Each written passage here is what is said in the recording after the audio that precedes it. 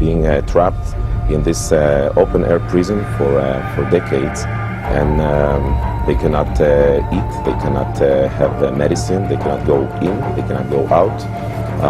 We lock them there in a big ghetto, and we have to put the words in a very clear context. We are locking this 1.5 million people for so long, and we treat them as animals. The Israeli Defense Forces have urged civilians in Gaza for their own safety to go to the city center and then bomb the Gaza city center with 155mm artillery shells. By using this weapon in such circumstance, Israel is committing indiscriminate attacks in violation of the laws of war. The spokeswoman for the Israeli army, Major Leibovich, was asked about the Israeli killing. She replied instantly that 500 of them were militants. That was the reply of a Nazi. I suppose that Jews fighting for their lives in the Warsaw Ghetto could have been dismissed as militants.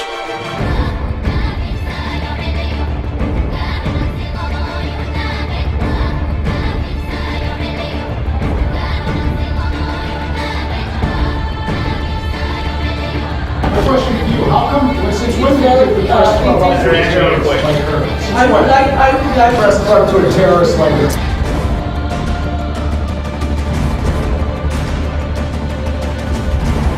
Why Israel not allowing international journalists and Israeli journalists to cover Gaza and acting like Zimbabwe or Burma? Isn't this our right to exercise whether our life is in risk or not? I think that there is even is because of security reasons. The Israeli Foreign Minister, Tzipi Livni, asserts that her government will have no dealings with Hamas because they're terrorists. Tzipi Livni's father was Eitan Livni, Chief Operations Officer of the terrorist Irgun Tzvi Leumi, who organised the blowing up of the King David Hotel in Jerusalem, in which 91 victims were killed, including 4 Jews. So we can launch another one and another one, because this is a war against terror. Israel was born out of Jewish terrorism.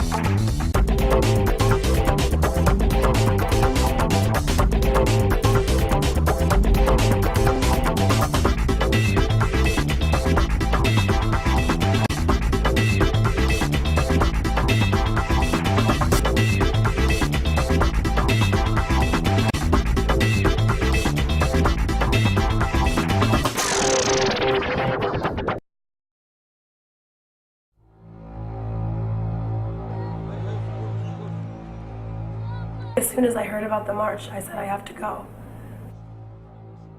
The extent of the devastation is indescribable. Every 5 seconds, a bombed out school, apartment building, government building. They feel like, how could this be happening? And nobody in the world is stepping forward.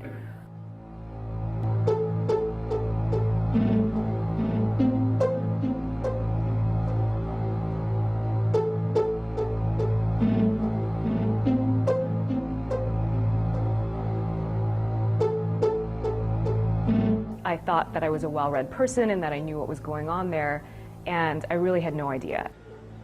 One father who lost 2 of his daughters and the third was paralyzed. The army called them out, and he had described the situation where these 2 soldiers were just sitting there eating chips and chocolate, and then without any kind of warning, the third just popped up out of a tank and shot at his daughters. I had never heard anything like that. The first delegation I took was from the National Lawyers Guild in 1977, and we interviewed many people during that trip, many of whom had been prisoners who had been tortured, and that trip kind of crystallized for me in my own mind how serious the situation was and how important it was to struggle for justice for the Palestinian people. My parents are Palestinian from Gaza, and I got involved in the summer of 2006 when Israel launched its assault on Gaza and Lebanon. That was the time that I said, I need to continue with this movement.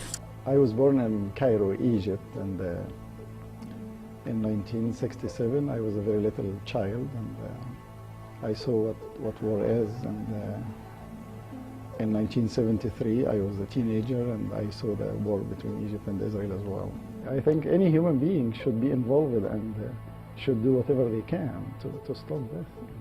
We went to a village whose land has been taken by the separation wall, and one man there, he said, "Thank you for coming to Palestine and sharing our suffering. You're here," he said, "and the Israelis don't want you here. They don't want international people seeing this. They don't want people seeing that we're human beings resisting. We're resisting peacefully." I have to say that they were at a very definite downslide in morale from March to September. But now with this Gaza Freedom March, they are heartened. This march is a historic march. It's like the march in Selma, Alabama. This is in the tradition of Mahatma Gandhi, it's in the tradition of Martin Luther King, and it's in the best tradition of the whole movement of nonviolence and raising people's voices for human rights. Be part of history. Join. This is the time. It really entirely